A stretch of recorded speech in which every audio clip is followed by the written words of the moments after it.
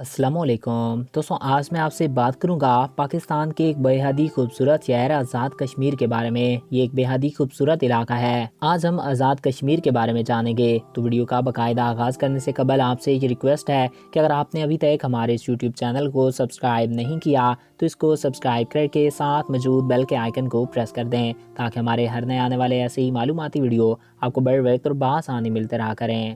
ناظرین، آزاد کشمیر ریاست جموں کشمیر کا وہ حصہ ہے جو اس وقت پاکستان کے پاس ہے۔ اس کا پرانا نام ریاست آزاد جموں کشمیر ہے۔ کشمیر وہ ملک ہے جس کی وجہ سے پاکستان اور بھارت میں آج تک دشمنی کی آگ چل رہی ہے۔ کشمیر پاک و ہند کے شمال مغربی علاقے میں واقع ہے۔ کہا جاتا ہے کہ کشمیر ایک جنت ہے۔ کشمیر میں بے حد ہی خوبصورتی پائی جاتی ہے۔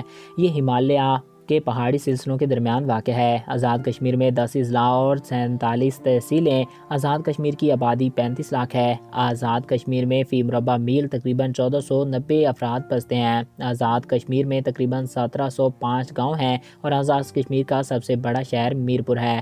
آزاد کشمیر کا دارالحکومت مظفر آباد ہے۔ آزاد کشمیر کی دفتری زبان اردو ہے۔ آزاد کشمیر کی 100% آبادی مسلم ہے۔ آزاد کشمیر کا قومی ترانہ حفیظ جالندھری نے لکھا تھا۔ آزاد کشمیر کے پہلے وزیر اعظم عبدالحمید خان تھے۔ آزاد کشمیر میں سب سے زیادہ زعفران اگایا جاتا ہے۔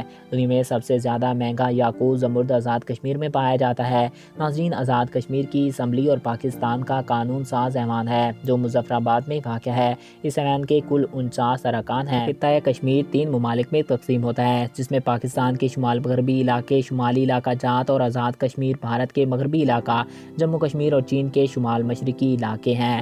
چین اور کوئک قراقرم واقع ہے جہاں پر مغل بادشاہ ظہیر الدین بابر نے کشمیر کو جنت کا ٹکڑا کہا ہے۔ آزاد کشمیر تقریباً 169 کونسلیں رکھتا ہے۔ آزاد کشمیر اپنے اندر خوبصورتی رکھتا ہے۔